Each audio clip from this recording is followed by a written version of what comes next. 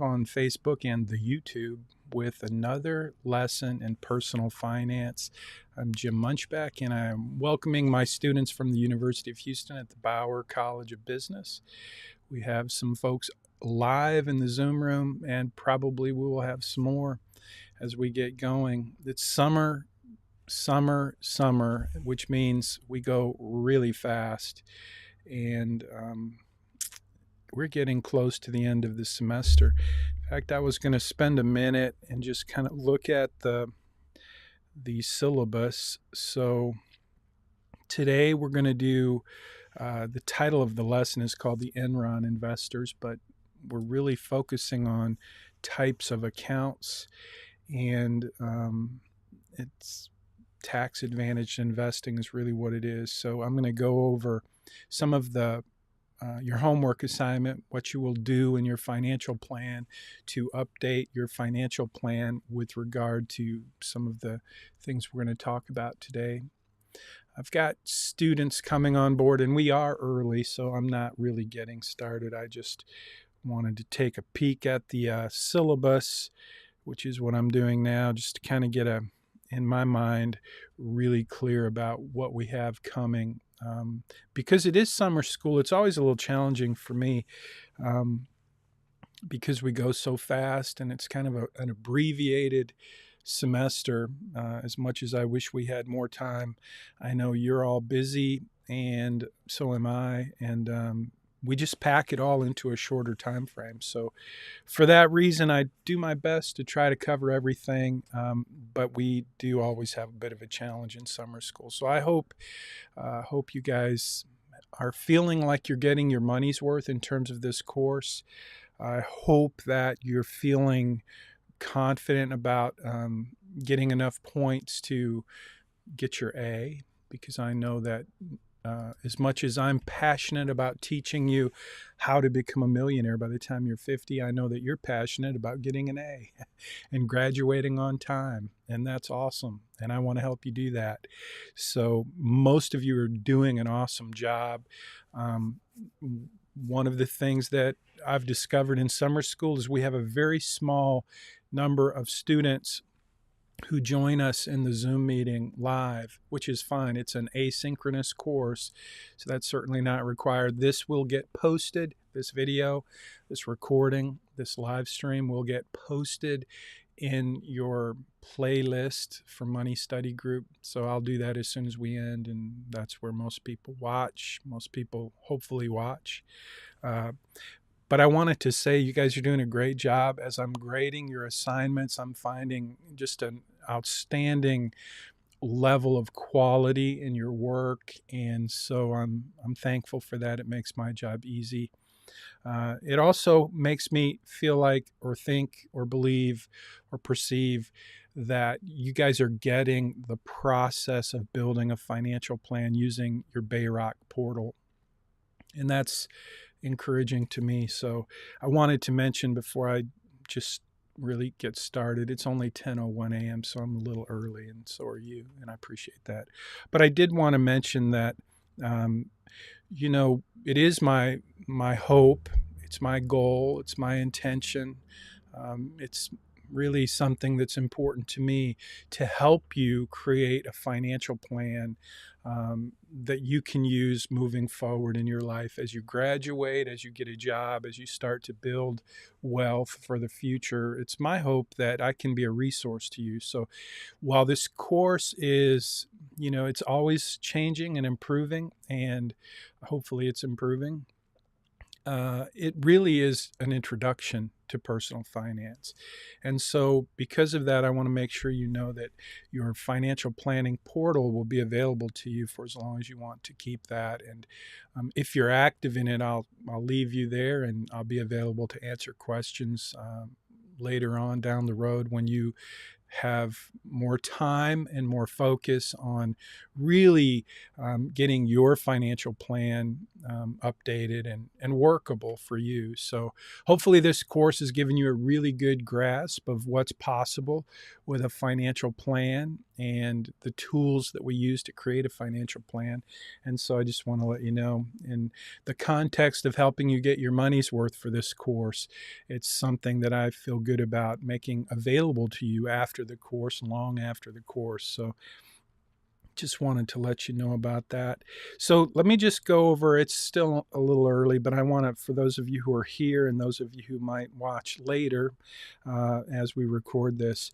So we've got this assignment, which is lesson number 10.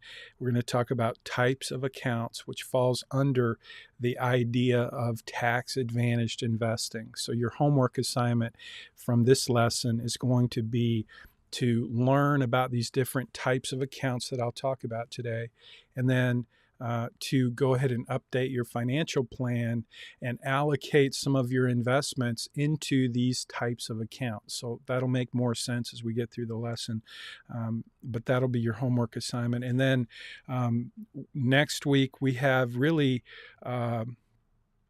it's kind of an extension. So you're going to spend a couple of weeks working on updating your financial plan with what you learned today, what you will learn today, and what you learned last week about the investment strategies. So I'm going to spend a few minutes and just review the investment strategies we talked about last week. And then this week's assignment and this week's lesson is going to be, I call it buckets. So I'm going to use these buckets, which I will show you, to illustrate types of accounts. So it is still a little early. We have a minute before I really want to get started, but for those of you who are here, I kind of wanted to do a bit of an intro. So that's what we're going to do today. You know, it's 10:05, so it's time to get started officially. If anyone joins later, typically I just don't let them in. So I know you know that because you guys have been here on time, ready to go every week, and I appreciate that for the most part. There's some regulars that I don't see, and I miss you, but I see some regulars, Thomas and Rehan and Mandy and Yen. It's good to see you guys. So here we go. We're going to talk about buckets. And I use this bucket illustration just because it makes sense to me. And so I'm going to jump right in and I'm going to show you the first image is this big blue bucket. It's a it's a non-tax qualified bucket. And I'm going to come back to that. But I want you to know inside of that big blue bucket, there are 3 other buckets. And so we're going to go over those buckets and I'm going to illustrate different types of accounts. But before I do that, I want to jump back into the last week's lesson and I want to review the investment strategies we discussed, starting with what I called the perfect investment. So if you're watching on YouTube or Facebook and you want to leave a comment and just tell me what is the perfect investment that we discussed last week. I try to go over this multiple times throughout the semester because, in my opinion, one of the most important things you can do for yourself, whether you're a student at the Bauer College of Business taking personal finance or someone who's been working for a few years or even someone who's thinking about retiring, if you haven't already taken advantage of the perfect investment, you're really missing out on an opportunity to move the needle in a considerable way in terms of building wealth. And so I want to spend just a minute to talk about the perfect investment. And if you're in the Zoom room, if you could just leave a chat and kind of tell me if you recall what is what I described as the perfect investment.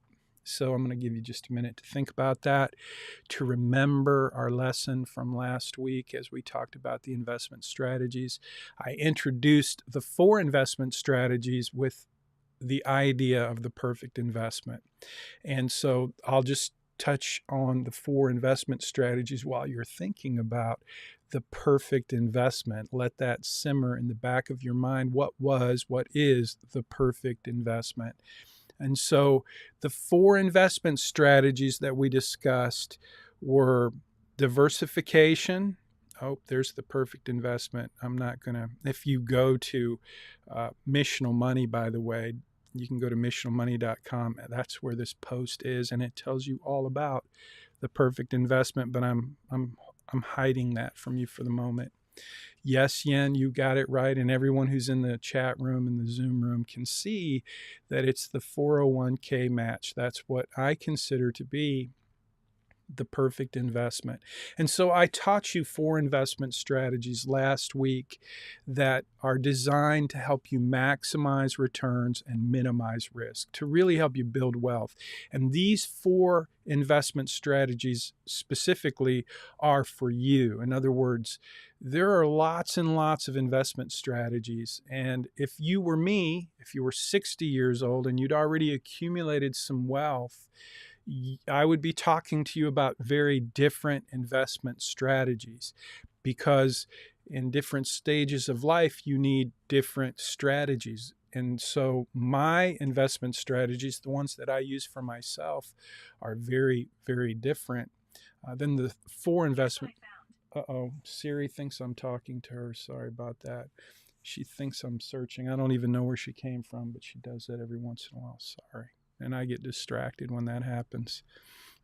So the 4 investment strategies that we outlined, they're designed for you because they're really effective for young people with a lot of time to invest. And so some of them apply to everyone. I'll go over them really quickly. The first one was simply diversification.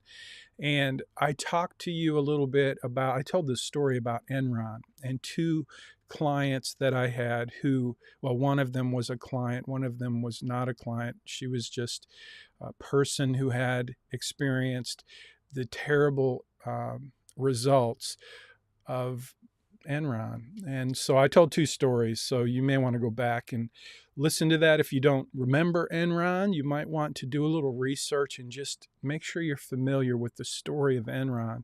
And it's the story that I always tell to help people appreciate the importance of diversification, not putting all your eggs in one basket. It's a fundamental, probably the most essential investment strategy. It's very, very simple, but it is important, and that's why it's one of the 4 that made the top 4 list. The second one is what I consider to be, well, not just me, but anyone in my business, anyone who is a professional money manager, an investment advisor, knows that the most important determinant of your portfolio's results is asset allocation. So diversification just means don't put all your eggs in one basket. Asset allocation is more complex than diversification. It means that you've taken the time to look at different asset classes and allocate your portfolio, the investments in your portfolio, in different asset classes. And so you did a little work, a little research, a little study to understand different asset classes. And that's really important. You can't really take advantage of these investment strategies if you're clueless about asset classes. And so all of this fits into a very helpful kind of schematic or blueprint or roadmap when you think about the perfect investment. If you are going to invest in a 401k, and we use the example of Shell Oil, and I think I said they were matching 8%, and the illustration was you're making $100,000 a year and you're contributing in order to receive that match, you're going to need to contribute $8,000 a year, because 8% of 100,000 is $8,000. And we said that Shell, your employer, would match that 8%. Now that's it's a pretty optimistic number. I don't think Shell actually matches 8%, but I wanted to make the illustration I wanted to make it clear and impactful. So that was the number. $8,000 is how much you would need to contribute in order to receive the match, because you make $100,000. And so the perfect investment, in my opinion, what I told you, what I'm telling you again, is that if you invest in that 401k, if you put money out of your paycheck every time you get paid into the 401k, on day one, when you sign up for your benefits at your employer, you want to say, yes, I'm going to participate in the 401k. And how much are you going to put into your 401k account? And the answer to that was, well, how much is the match? How much do I make? You got to do a little math, and you got to figure out, okay, how much do I need to have deducted from my paycheck to go into my 401k account in order to make sure that I get the full match. So you can do the math. It's going to be different based on how much you make and how much your company matches. But in this example, we made it super simple. You make 100 grand. They match 8%. That means $8,000 a year. So you divide that $8,000 a year by the number of paychecks that you get. If it's 52, if you get paid every week or every other week, you just have to do a little math. And that's how much that gets deducted from your paycheck every time you get paid. And that goes into your 401k. And the beautiful thing about that is if you set up your 401k with a little bit of attention to asset allocation, then you're taking full advantage of the first two investment strategies that are really important. The first one's diversification. And I told you last week that if you do asset allocation, if you attend to that strategy, you're automatically diversified, because you can't have good asset allocation and not be diversified. So the first one, diversification, is super simple. The second one is a little bit more tricky, but it's more important, and it, again, helps you achieve the first one, diversification, automatically. The third, Thomas, never forget Enron. So the third investment strategy that I mentioned that I said was, in my opinion, the most powerful investment strategy for someone in your situation, a younger person with lots of years to invest, with a lot of market ups and downs over your investing career. Dollar cost averaging is the most powerful investment strategy designed to help you maximize returns and minimize risk over time. It's the most powerful investment strategy because if you start with just decent asset allocation, and you do what I just said with your 401k, and you're putting it in systematically, paycheck by paycheck, you're automatically taking advantage of the first three investment strategies. You're diversified because you have good asset allocation, which could be as simple as 25% in large cap U.S. stocks, 25% in small cap stocks, 25% in international stocks, and 25% in U.S. government bonds. I mean, that's just one very super simple example of asset allocation with 25% in each of those different asset classes. Your 401k, your company, will have different options. Every company has different options, and they're usually kind of limited. And so you have to look at your options to see what are the best options. But you get the idea. It's really just picking different asset classes and then looking at the options that you have to select how you're going to allocate your investments in your 401k. So that's asset allocation. But dollar cost averaging, remember, we talked about Farmer Joe. Remember Farmer Joe? And he bought cows. And remember how he started buying cows and they were $100 a head, and he had determined that he was going to put $100 a month investing systematically into cows. And then every month cows kept going down until they were $20 a head. And he was able to buy 5 cows that month, right? I think that's right. And over 7 months, he purchased 19 cows, and he never spent over $100 a head, but he got some months where he was getting multiple cows for the same amount of money, which is exactly what happens in your 401k when you set it up you take out every time you get paid, you're buying those different asset classes. Sometimes they're higher and you buy fewer of them. And that helps prevent you from putting too much money in when those asset classes are too high, just like the cows. And sometimes those asset classes are in the commode or in the basement. They're at a big discount, like Joe's cows were when they were $20 a head, which allows you to buy more of them.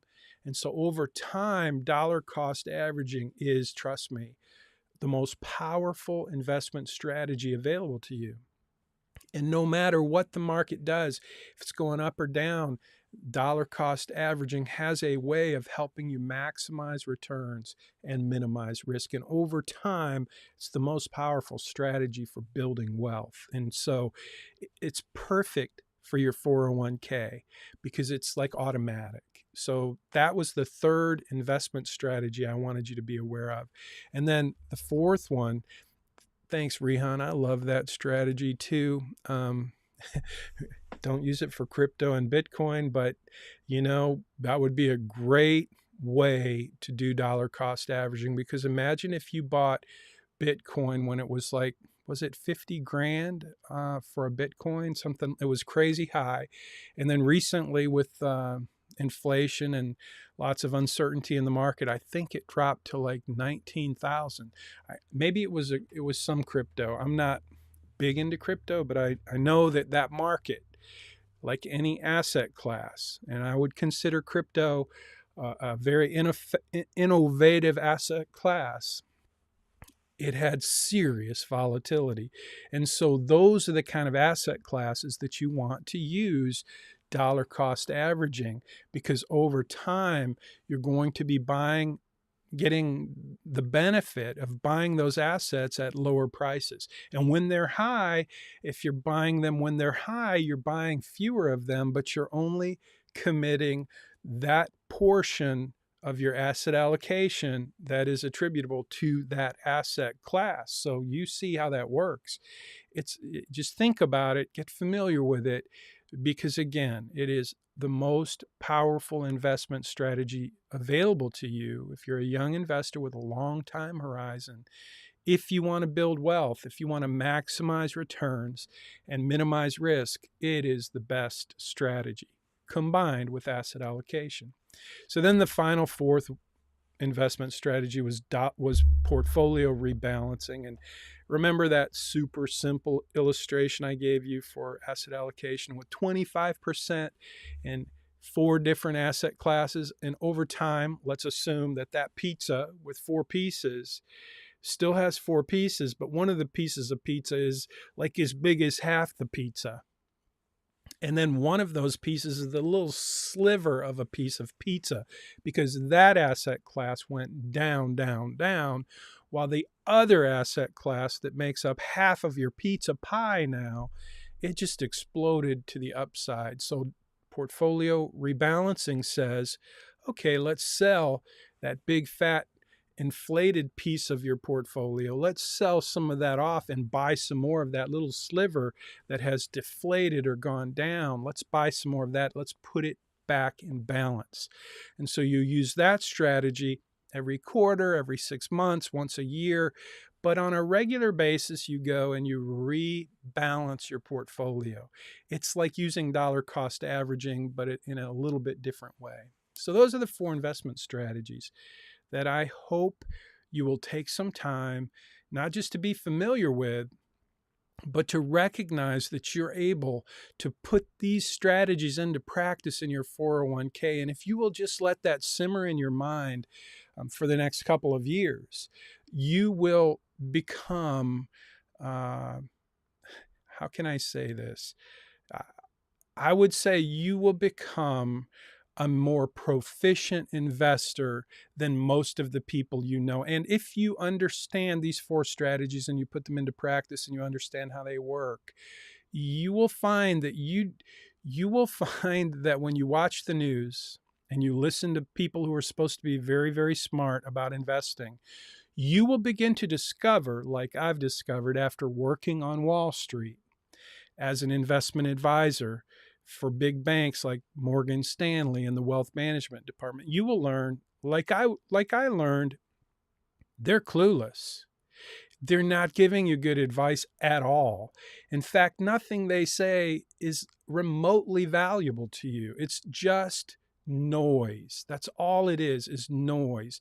They make noise on the news when they talk about financial stuff like the markets, just to get you to watch and listen. And then they want you to think they're really smart so that you will click on their link and hire them to be your advisor or whatever. But nobody has a clue.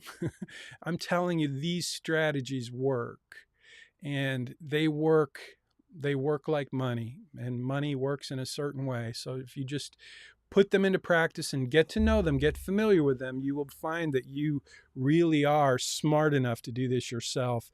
And then once you have a significant amount of money and you need some different strategies, that's when it makes sense to consider having an advisor who maybe has some more tools available. But that's not a commercial. That's just the truth. So here we go. Hopefully now with the perfect investment, that's kind of got to be the foundation, I think, for you. Because if you do one thing, actually there'd be two things I would want you to do. If you take this course and you walk away and you forget everything you learned, but there's two things I hope you will do. One is, I hope you will continue to be accountable for your money. Like, where does it go? How do you keep track of where your money goes? That's really important, and most people don't do it. It is the single most important discipline in managing money. And if you just do that, you'll be way ahead of the game. But number two is, I hope you will set up your 401k and take advantage of the perfect investment, because just doing those two things, I promise you, will make this course pay dividends forever in your financial future. So today we're going to talk about types of accounts. Most people, when you hear someone talk about a Roth IRA or a 401k or their tax deductible IRA, when you hear those terms, a lot of times people will say, I have investments. I have an investment. It's my 401k or my Roth IRA.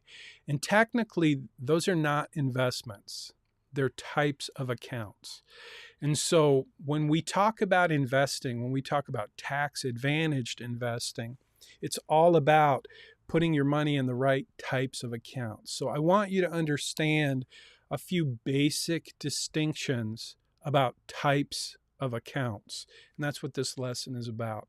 And your homework assignment, by the way, is going to be to go into your financial plan, and not only do you need to allocate your asset classes, but you need to allocate your investments according to taxable versus tax advantaged. So to do that, you just go into your plan and you say, okay, I'm going to invest this much of my money into my 401k, this much into my IRA, and this much into my Roth IRA. And so let's talk about what you're going to learn this week as you do your homework assignment.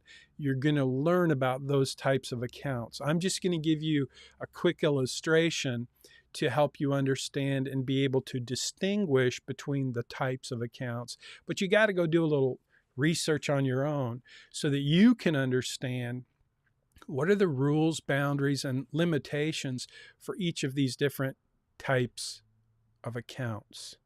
So it starts with this big blue bucket.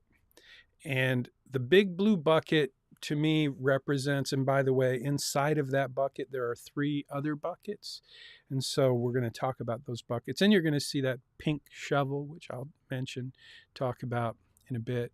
But this big blue bucket, and it's an unlimited size, okay? It represents a non-tax qualified account. So everything you own could go into this blue bucket: your home, your motorcycle, your car, your Rolex watch, your baseball cards that you've been collecting, your jewelry, whatever you own, everything you own. Imagine that it could go in this big blue bucket. There are no tax benefits. There's no special protection. The cash under your bed, the checking account at the bank. Oh, if it's at the bank, though, it does have a little protection because you have FDIC insurance, but it doesn't have any tax benefits. And that's kind of the point here, is this big blue bucket, you can fill it up with billions and billions and billions of dollars and stuff. And those assets have no benefit, no tax benefit, which means you're going to pay taxes on those assets at some point. And that's why it's plastic. That's why this big blue bucket that I'm using to illustrate the non-taxable account is plastic, because it's not a tax qualified account. And so it helps us distinguish between different types of accounts that are tax qualified, which means they have certain tax benefits, tax advantages. So this one, the blue one, the big blue one, there's no limits. You can put as much in this type of account as you want. You can even have, you may have heard of margin.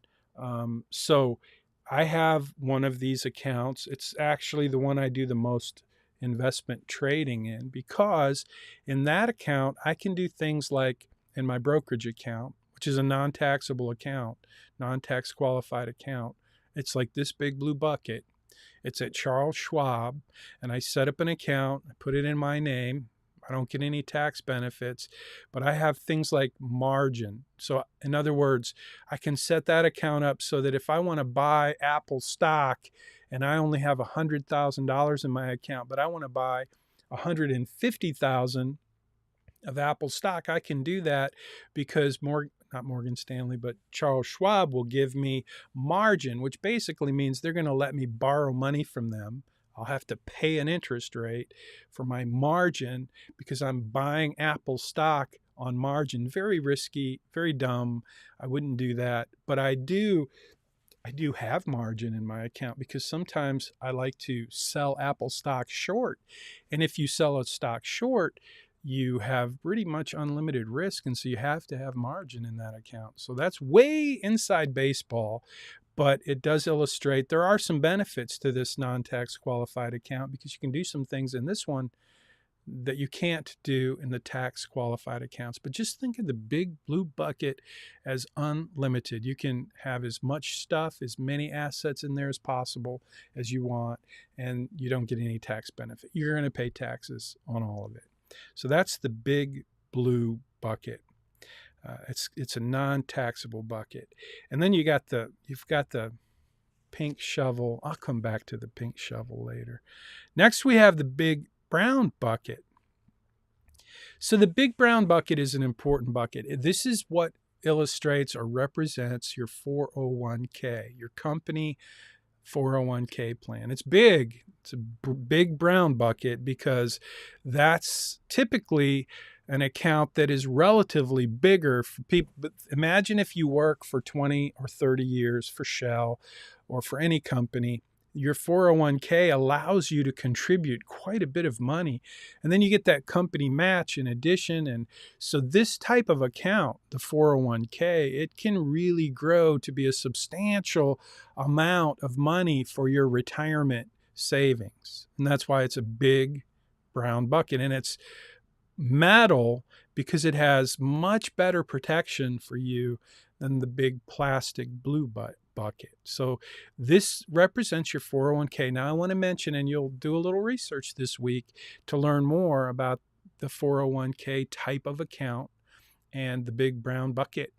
But this big brown bucket illustrates the company retirement plan. So if you work for a corporation, we call that a 401k. And the reason it's a 401k is because the 401k is the title for the paragraph in the tax code. That's all it is.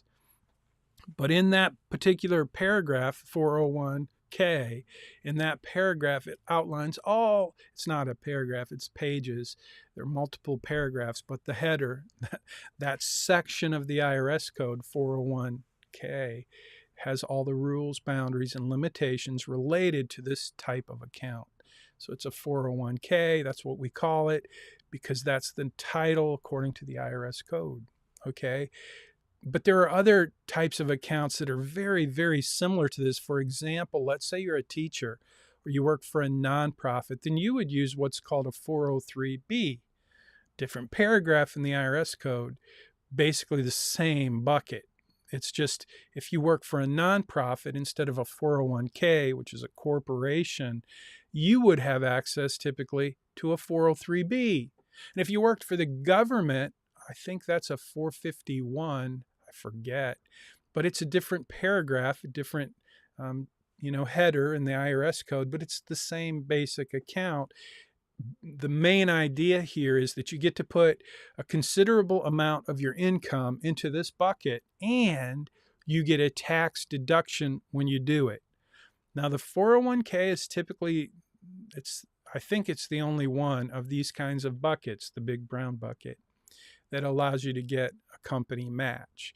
So if you work for a corporation, for-profit corporation, they offer that match in their 401k as a way to entice you to come to work for them. It's a competition thing. It's something that gives them an edge over their competition. The better their benefits package, the more they can attract better quality employees. And so the 401k is a little bit different than a 403b. I don't know any 403b plans where they match for teachers or nonprofits, people that work at churches and so on. That 403b plan isn't quite as good as a 401k plan, but it's the same bucket, the same type of account.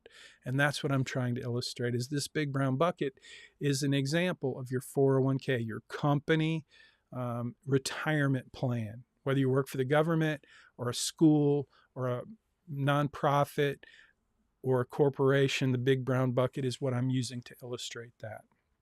So I hope that makes sense because it's an important part of your financial future. It's an important part of your financial plan. Next, we have what I call the medium metal bucket, and this represents a tax deductible IRA. I don't know if you know what IRA stands for, but if you do, post that in the comments. What does IRA stand for? Most people would say, and I'm going to wait, I'm going to pause to see if I get any comments from my folks in the Zoom room, because that's where I'm seeing the chat box at the moment. What does IRA stand for? I'll tell you what most people think it stands for as I'm waiting for a comment. I don't see any comments.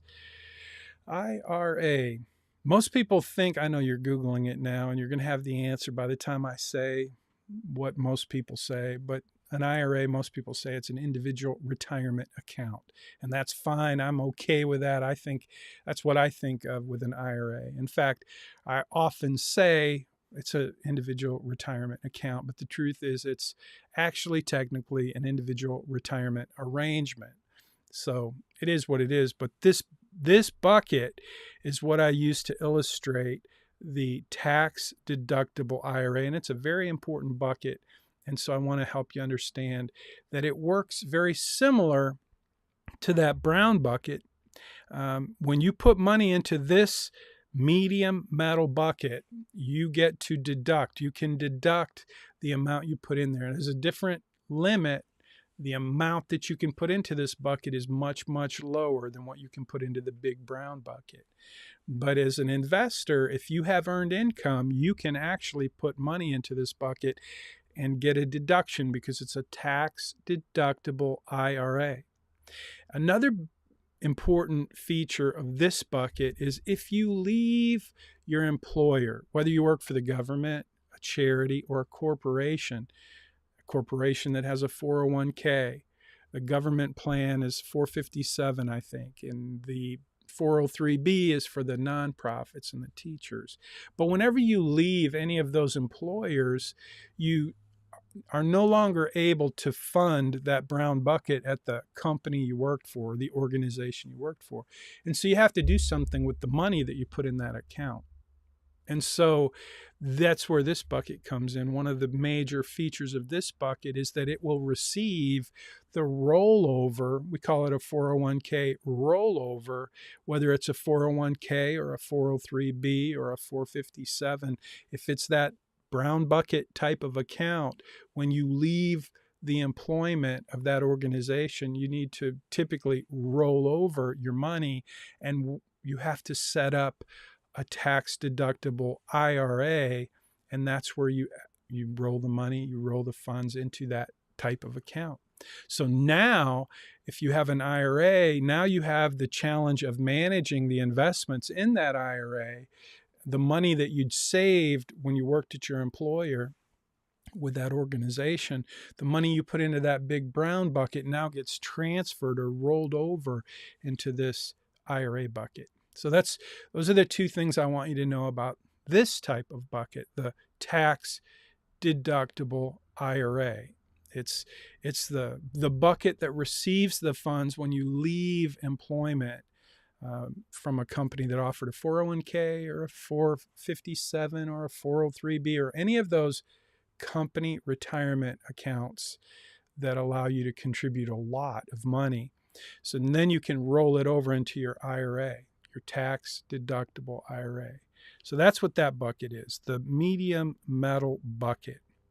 So now we've covered 3 buckets. We've covered the big blue bucket, which has no tax benefits. It's just the big taxable blue bucket. And then we covered the brown bucket, the IRA, the company plan. And then we covered the metal bucket. So those are the 3 buckets. So let me just mention about the big blue bucket. Let's rewind the clock for a minute. And let's say that it's 2009. I remember 2009, we'd just gone through, or we were going through, the great financial crisis. And my friend Adam and I, we were both interested in investing, looking for opportunities, and we wanted to invest in Apple stock. But it was trading at $125 a share. And we were both pretty sure it was going to go down back in 2009. Now, I'm just going to open up, see what Apple stock is trading for today. So think about for a minute. Let me find Apple stock if I can. Here's Apple. So this is Apple stock. It's trading at $147.50, it looks like. And it's actually looks like it's up a little today. But Apple stock was trading at $125. Oh, go away. Advertisements. Sorry about that. It was trading at $125. So if you would have had a blue bucket and you would have invested in Apple stock, let's say you had $100,000 and you wanted to buy Apple stock, or let's say you had $125,000, you could buy how many shares of Apple stock? If it was $125 a share, you could buy 1,000 shares, right? If you had $125,000, yeah, you could buy 1,000 shares, because 1,000 times 125 is 125,000. So you might look at that chart and say, oh, cool. So Apple stock would be, instead of $125 a share, it's 147, which means your $100,000 would be $147,000, but you'd be very, very wrong. Does anybody know why you'd be very, very wrong? The value of Apple stock at $125 a share back in 2009 has changed dramatically. And what happened is Apple, just like Amazon did recently, they split their stock. So Amazon recently did a 20-for-1 split, which means if you owned 1 share of Amazon stock 3 weeks ago, today you would own 20 shares. So Apple has done that like 3 times. I can't even, I forget the math, but you would have easily over $1 million. In fact, I think you'd have like $7 million if we would have invested 125 grand in Apple stock back in 2009. We would be very wealthy. My point is that if we had put that in this blue bucket, if that's where we invested our $125,000 in Apple stock and we owned 1,000 shares, and today we wanted to sell it, today we would have not 1,000 shares. We'd have somewhere around, I want to say 12,000 shares, but I'd have to go back and see how many times the stock split. And so at any rate, we would have a lot of shares of Apple stock, and it's trading at $147. So we would have a massive taxable gain if we sold it today. And that's the drawback of this big blue bucket, is if we would have done that, if we would have bought Apple stock in this big blue bucket and then sold it, we get to pay Uncle Sam a whole lot of tax because we had a huge taxable gain, capital gain. So that's the drawback of the big blue bucket. I guess maybe it's time to talk about the pink shovel. Is anybody curious about the pink shovel? Maybe I'll come back to the pink shovel. So back to the Apple illustration. I haven't gotten to this gold bucket yet, but the last bucket I want to talk about is this gold bucket. It's a tax-free bucket. It's the only bucket that's tax-free, by the way. So when we talk about tax-advantaged investing, so far we've only talked about the difference between taxable and tax deductible. So the big brown bucket and the IRA bucket, those are both tax deductible, which means they're tax deferred, which means you get a deduction when you put the money into those accounts, but then when you retire and you start taking money out, at that point, in those tax deferred types of accounts, you have to actually pay the income tax on the money that you take out. So now I'm 60 years old. If I had $1 million in my IRA and I decided I wanted to take out $100,000 today, and let's say I'm in a 24% tax bracket, or 35, let's say I'm in a 35% tax bracket, and I want to take out $100,000 from my $1 million IRA. Remember, I got to use those, when I put money into those accounts, I got a tax deduction, which was really good because I made a pretty good amount of money back then. Today, I don't make quite as much money, so I'm at a lower tax bracket. So still, when I take money out of that account, I have to pay taxes. So that 100 grand that I took out of my IRA with a 35% tax bracket, I'm going to have to pay how much money in a 35% tax bracket on $100,000? I'm going to have to pay 35 grand. So if I would have bought $125,000 worth of Apple stock back in 2009, my IRA would be worth, let's say, $20 million. I mean, $10 million at least. It's actually like $11 million, as I recall. A lot of money. If I would have done that in my IRA, then I would have had to pay the taxes. As I took the money out, I would have to pay the taxes because that money was tax deferred. But think about that. I got a tax deduction to put money into that account, and then I bought Apple stock in that account, and I didn't have to pay any taxes on any of that until I take the money out, and then I have to pay tax on the amount that I take out. But I never had to pay taxes on the growth.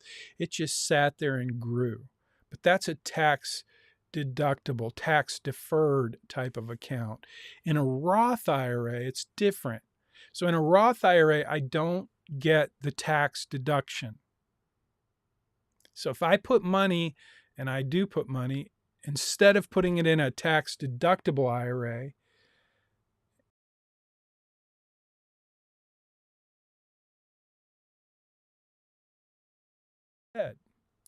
and if I did that, if I had accumulated $125,000 in my Roth IRA, I'm getting some, Yen, can you still hear me?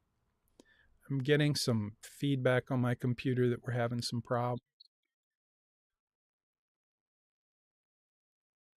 Okay, cool. I'm going to pretend everything's good and keep going. So back to the illustration, if I would have bought Apple stock with my Roth IRA back in 2009, and it would have grown to like $11 million. The beautiful thing about this type of account is could take the money out now that I'm 60 years old. I have no penalty. If you take money out of your Roth IRA or your IRA before you're 59 and a half, you pay a 10% penalty. But because I'm 60, I don't have to worry about that penalty anymore. But I do have to pay the tax on the income if I take it out of my tax deductible IRA. But my Roth IRA, there is no tax at all. because I didn't get a tax deduction when I put the money into the account. So if I would have used that account to buy that Apple stock back in 2009, today I would have, let's say, $11 million in my Roth IRA, and I could take 100,000 or 200,000 or a million. I could take however much I want to take out of that Roth IRA account today, and I would pay no taxes. So think about that. You have the option. We all have the option. We can invest in a tax deductible IRA, and this is an option you have. You know, depending on how much you're contributing to your 401k, there's some rules that apply.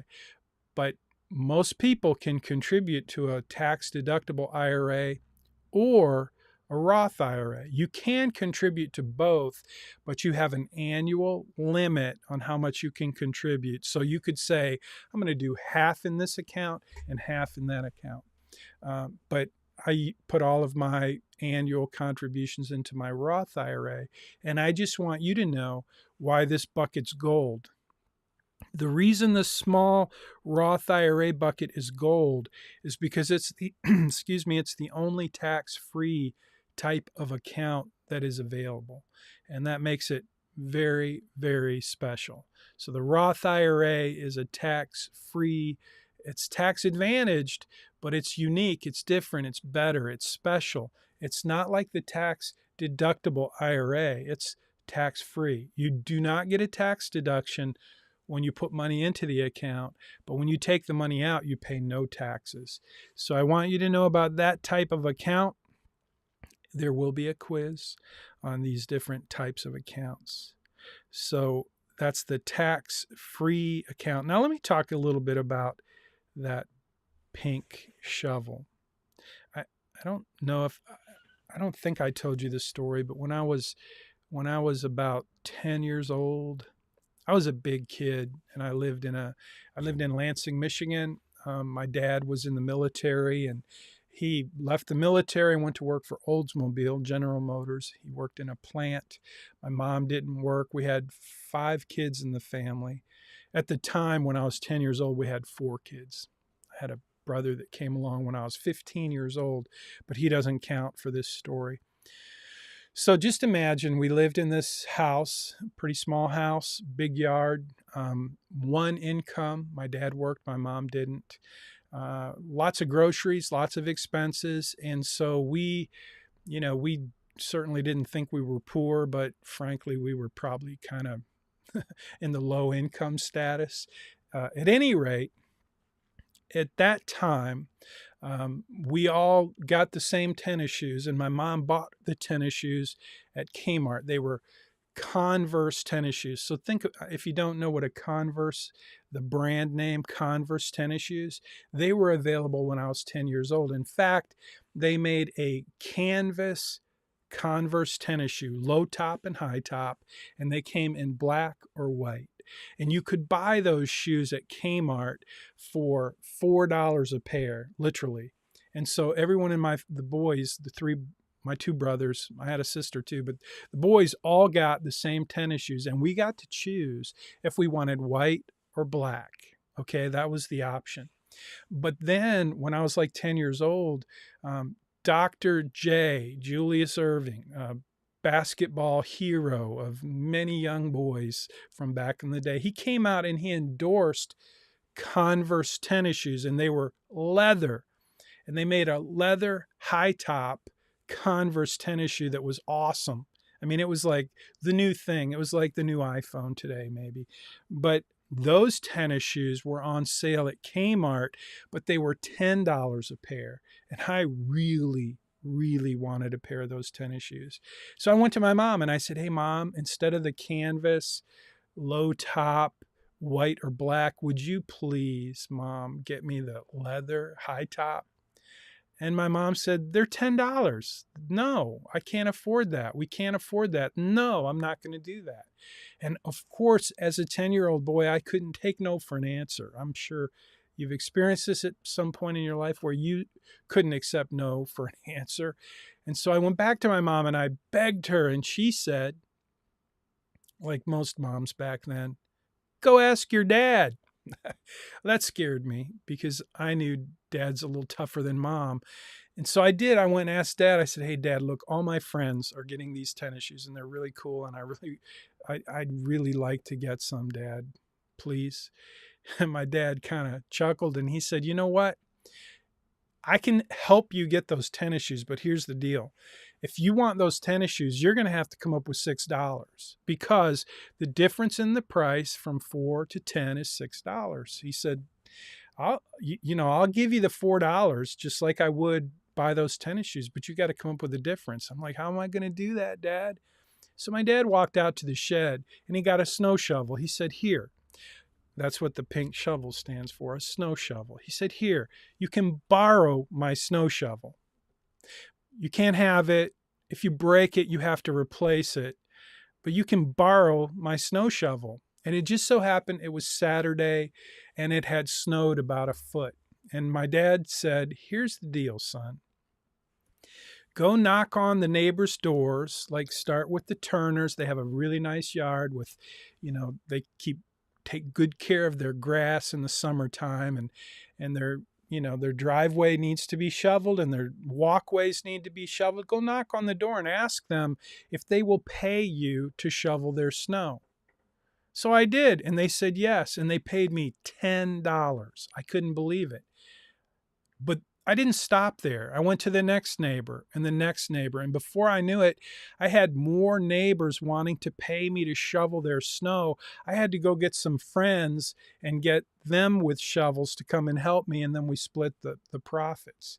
And that was my first exposure to earning money. And I was like, it was a life-changing experience for me.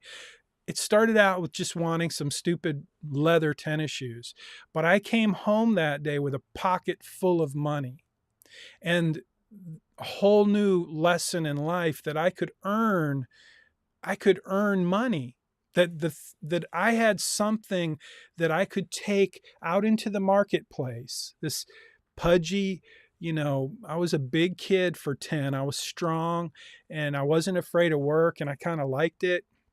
But what I really liked was having green stuff in my pocket. And I came home at the end of that long day with a whole new identity, with a whole new sense of possibilities, because my dad gave me that shovel and said, go knock on some doors. And I think that's where I decided that, being in sales, I've been in sales most of my life, and that's part of what it means to be in sales. You got to be willing to knock on a door and say, here's the service I can provide for you. And I had to figure out a price. I had to come up with a price that was reasonable. As a 10-year-old, that was a little challenging, but I figured it out. I knocked on the next door and the next door, and I kept on knocking on doors. And that pink shovel represents something that I think is more valuable to you than anything I can teach you. And that's your willingness to go and find something in the marketplace that allows you to create value. And you have different skills than I did. I was just an overweight little kid who had a lot of muscle and a lot of willpower and a snow shovel. But some of you have incredible talents that you could use if you figured out how to do that. And that's what I want to encourage you to do. And that's what the pink shovel is all about. It's my story of how I got into the world of earning a living. Because if you don't do that, if you don't figure out how you can earn a living and earn an income and create value somehow in the marketplace, nothing I teach you about investing is going to be worth anything. You have to have income. You have to be willing to work and to earn. And that means, I think, figuring out a way to create value with your skill, with your talent, with your intention. And when you do that, possibilities change. And so I know most of you are in school and that's your job right now, but I just want to plant that seed and share my story and hope that for a couple of you, it might give you some encouragement to be courageous and go out and ask for the sale, because that's what I did with that silly snow shovel. And then after that, in the summertime or the springtime, It was, hey, you have a garden. Do you need a kid to come and pull weeds out of your garden? And then my dad lent me his lawnmower. And so in the summer, I got to learn how to cut grass using a lawnmower. And then I had to buy another lawnmower because that first one wore out. And then in the fall, it was raking leaves. And so this whole idea of figuring out what did the neighborhood need that I could do and what tools did I need to do it.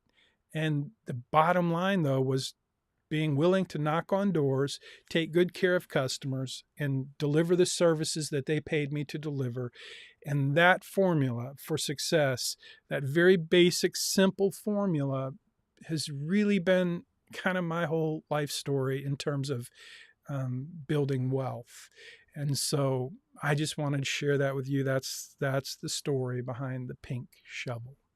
So that's pretty much it.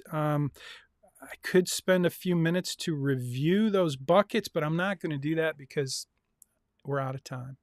So the 3 buckets, or actually there's 4 buckets, but those are the buckets, the strategies for types of accounts, the types of accounts that we talked about today, in addition to the 4 investment strategies that are designed to help you maximize returns and minimize risk, coupled with the perfect investment, your 401k. Those are the ideas we talked about today, and you're going to do a little research in your assignment this week. You're going to have a quiz. You're going to learn a little bit more about these types of accounts. And then hopefully you'll have the information that you need to put this into practice and start making some decisions at some point in your life about which types of accounts are you going to choose to build wealth and try to achieve financial freedom in your life. So I hope that's been helpful, and I appreciate your attendance. And I will see you next week next week we're going to do a wrap up. We're going to do the capstone review, and I'm going to prepare you to complete your capstone assignment, and then we're going to wrap it up. We probably will wrap it up a little early. Next week will be our last lesson. So I'll be available to answer any questions you have this week and next week, and prepare you for your final capstone assignment. But this week it's all about types of accounts. So good luck in your studies, and do let me know if you have any challenges or problems, and I'll be happy to help. Thank you much, and have a great day. I'm going to end the broadcast.